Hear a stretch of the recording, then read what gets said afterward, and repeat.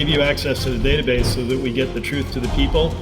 He didn't interpret it properly because there's a certain... They died from a pulmonary embolism 2 days later, and the death certifier medical... John sent me something yesterday, and he's working on more stuff. I know John has been working on COVID stats. He's been doing a lot of great COVID work in terms of stats, and he sent me something yesterday. I didn't understand what was going on in the video. John is going to break it down. Sir, you're on. How goes the battle? Let's get into what the hell's going on, man. First of all, for those who may be meeting you for the first time, a very quick elevator pitch as to who you are. Well, I'm an engineer by degree, and then I was in sales of very large semiconductor research contracts for a lot of military and aerospace, plus Intel, AT&T, and so forth. So I had a career in putting contracts together, large contracts with multi-billion-dollar corporations, sometimes talking to the CEOs, CFOs, and it was all about strategic planning to get people to sign on the bottom line to make tens of millions of dollars. And then COVID hit, and well, I went to get an MBA in my 50s. I got it, but then my son died, and I sat on the couch for a couple of years, and COVID hit. I have 2 other sons. I raised 3 boys pretty much on my own. I started digging in, and once I dug in, I'm like, holy crap, they're lying about everything. Not just what I thought they were lying about. Masks work. I knew that wasn't true because I'm an engineer. Doctors don't know a darn thing about it. So then when I got the records of, they said a little girl died, 7-year-old. So I got all the records, and I found out that they indeed said on her death certificate she died from COVID. But I have another record. 7-year-old girl injected, reacted in 5 minutes, vomited for 8 to 10 hours, didn't have a bowel movement for 3 days, and she died. They're lying. They're telling people on the death records, the official records from the state of Massachusetts, that people are dying from COVID when they're really dying from the vaccine. And then I started doing data analysis, and I found out stuff nobody in the world has found. And it is amazing. Like, I've never even thought to ask the question. You sort of assume that death certificates are objective, like motorcycle crash or something. But then when we found out, or at least I found out later on into COVID, very subjective, and they can add whatever contributing elements they want, regardless of temporal proximity. Take George Floyd as an example. Ignore the COVID aspect of his death and then focus it on the proximity of the knee and call it homicide, ignoring also the proximate drug consumption. Whereas in another case, they could focus on the COVID proximity, even though it's not the most proximate cause of death, to add it as a contributing factor so they could jack up the numbers. You wrote a book. I've written a couple of books. It's called The Real CDC. And thank you for mentioning that, because I always forget. As do I. I forgot the title. I was like, the book with... I forget to tell people where to go. It's therealcdc.com. It's really easy. Therealcdc.com. Okay, and the thesis of the book is that you got the stats, you go through the codes to see what was attributed to what, and your ultimate spoiler for the book was what? Number one, the COVID overcounting was a massive amount of fraud, which are federal felonies committed every day as a matter of custom and practice by the officials in Massachusetts, medical examiners, chief medical examiner. I do have a lawsuit still. It's at the First Circuit on appeal against the governor, public health commissioner, chief medical examiner, and 4 individual named medical examiners. I just have another appeal. We can talk about that later against the law school. I think I just won my appeal, David. The law school was because you were excluded for not having gotten the jibby jab, even though, if I don't want to misremember, a portion of it was online and they still insisted on it. Is that my mixing up case? That really doesn't have much to do with it. I mean, that was how they conducted the school in the first year. In the second year, they weren't going to do that. So they said, you have to get a vaccine. But I said, yeah, but I have an email with the director of admissions where I said, I can't get the vaccine because I'm deaf in one ear from a kid getting a shot. When I was a kid getting a shot, I'm not getting it. Do you have an exemption? And the director of admissions wrote back with 4 sentences. And here we go talking about the case. The first sentence, don't worry, you're over 30. You don't have to get it. The second sentence, nobody from the school is going to ask you if you got it. The third sentence, if a doctor says you don't have to get it, you don't have to get it. And the fourth sentence, trust me, nobody from the school is going to be first in line for that vaccine. Now, this was August of 2020 before the vaccine came out. And I specifically said the COVID vaccine. So they're saying that the third sentence conditions the prior 2. And I'm saying, no, they're independent sentences. And so we had a discussion with a 3-judge panel in Massachusetts. It sounds like they're going to line up with me and I'll be back in on the contract violations. I don't think I'll be back in on the Consumer Protection Act, which is a separate kind of thing. Mm-hmm. Okay, very cool. I mean, small victories 3 years later. And you should be great. We'll see. I mean, I'm hoping I'm like 99% sure I'll be able to get a jury trial, or at least discovery. Because it was dismissed at a preliminary stage before even getting to jury. Oh yeah, it was dismissed the judge told me it's not about standing. He told me I was wrong when I said it was about standing. It was about sufficiently pled facts on the face of the complaint. I thought that was standing. But he's saying, no, it's got nothing to do with standing. No, because you got failure to state a claim, standing, different. You got standing, you've got B, latches, failure to state a claim. You got a whole bunch of. You got a well, whole B, arsenal to dismiss. well, B1 is subject matter jurisdiction, and B6, 12B6 is the failure to state a claim. Both of those are considered by legal scholars as standing arguments, not just the failure, not just the B1 subject matter. The real CDC data was all wonky. Everyone can go back and watch our prior interviews. But the latest, look, I'm going to play the video just to befuddle everybody as much as I was befuddled when you send this to me. It's a little long. We got to play. You got to say who he is first of all. Yeah, so this is Joseph. Is it Ladapo or Ladapo? Dr. Joseph Ladapo is the Surgeon General of Florida, and I like him. And I saw this is why I saw the video. I'm like, that can't be him because it's granulated, it's pixelated. It can't be him.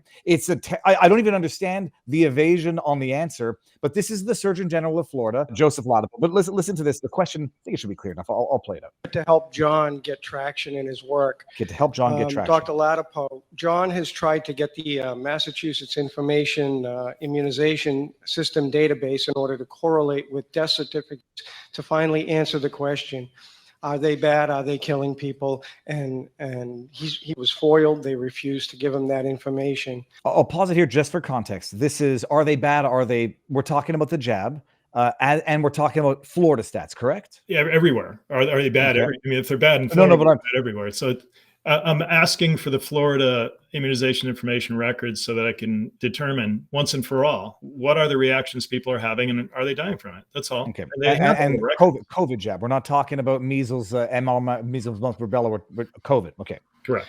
Is that something that you'd be willing to do? Have John go down to Florida and access that database and finally answer the question? Just to highlight, would you provide John? Maybe the answer would be, no, John is a civilian and we're not going to give him access to that. That would be the answer if you want to really just weasel out of it quickly. Listen to this. Yeah, thanks for your question.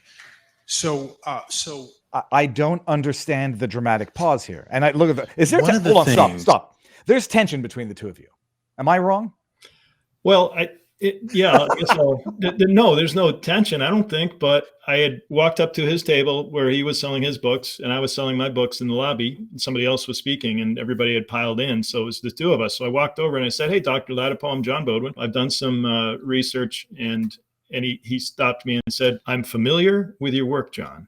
And then I said, okay, well, I'd like to offer, pro bono that I audit the public health data of Florida so that everybody can finally know. And he stopped me and said, I'm not convinced of your methodology. If you could send me a methodology statement, here's my email address. I promise that we will take a look at it. That was pretty much the extent of the conversation. So then an hour later, he's talking and I'm sitting next to him. Some guy from the audience that I know him and I didn't know he was going to ask this. He asked that question. What would a methodology statement look like? Like, what would that look like if you have to describe your methodology? Like a legit question. What would the answer look like to that?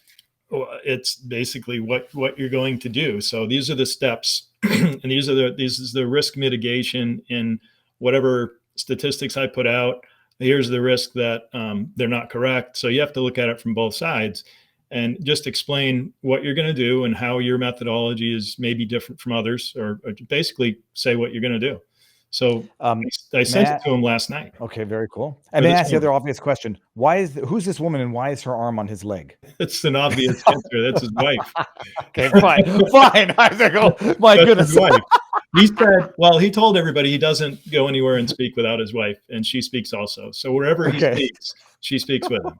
That's I was what kind of conference is? Okay, fine. I'm going to play it. That makes things so precarious right now for anyone who isn't playing on the team with everyone else in leadership, all of the stations of power. One of the things that makes it so precarious is that judgment is very tricky, and things that seem to be the right way to go may lead to you getting guillotined, or things that seem like they're the next thing to do may be something that leads you down a path that ends your career and your ability to influence. What the hell is he talking about? Is it like I should let it play out? Because what the hell does he mean by the guillotine? But a minute and a half, we're going to listen. This is one of the things that I was talking about earlier, and it relates to what Brianna was just saying.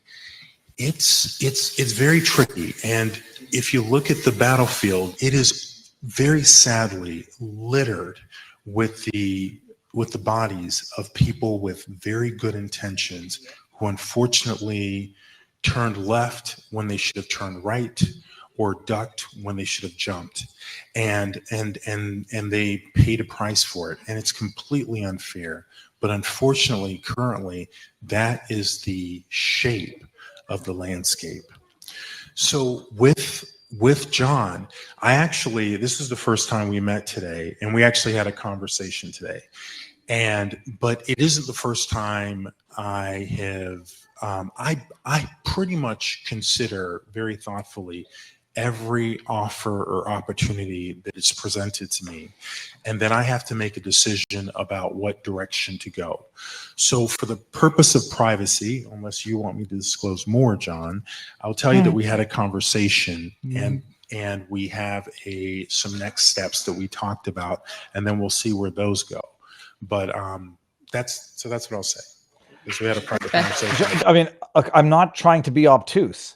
What the hell was the guillotine part of that statement about? Like, if you report the wrong stuff that's unfavorable, you'll be out of a job, referring to himself or referring to you? Himself. I can't speak for him, but every part of that said, if I give you access to the database so that we get the truth to the people, I'm going to lose my job, get guillotined. I don't want to be one who turns left when I should have turned right. I don't want to be one who ducks when I should have jumped. Yeah, it was all about, I'm not going to do that because I'll lose my job.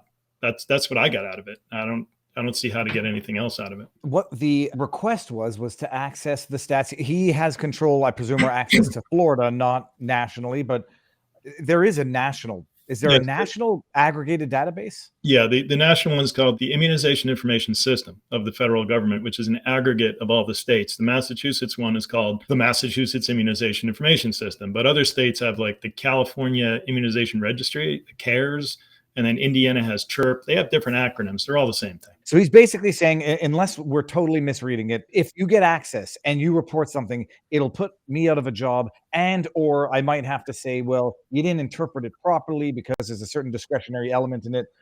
The bottom line, what is your belief, or at least what are you able to demonstrate now that the stats would show? What is the bottom line of where you're at right now? And what information is it based on? And how reliable is your current assessment? Well, it's a big question. I'll try to get through it as succinctly as I can. There can be no conclusive proof without individual record inspection, not just a death record, but the person's medical file. They may have appeared to have died from something on the death record, but when you look under the hood and you find out what really happened, like if I had the immunization records, a woman who died from a blunt force trauma to the head, who died in the parking lot on the way to her car from her job.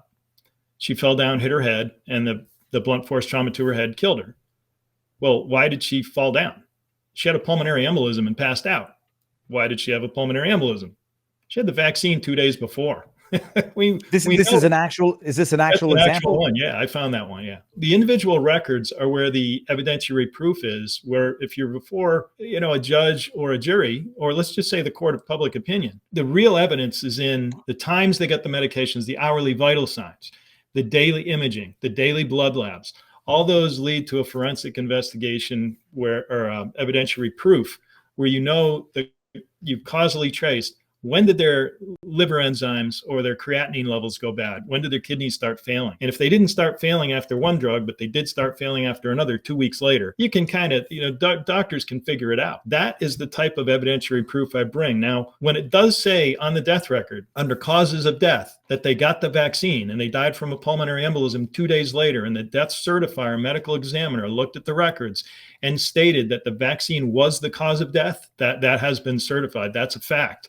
But what the CDC has been doing is they've been deleting the codes that are associated with the vaccine as a cause of death.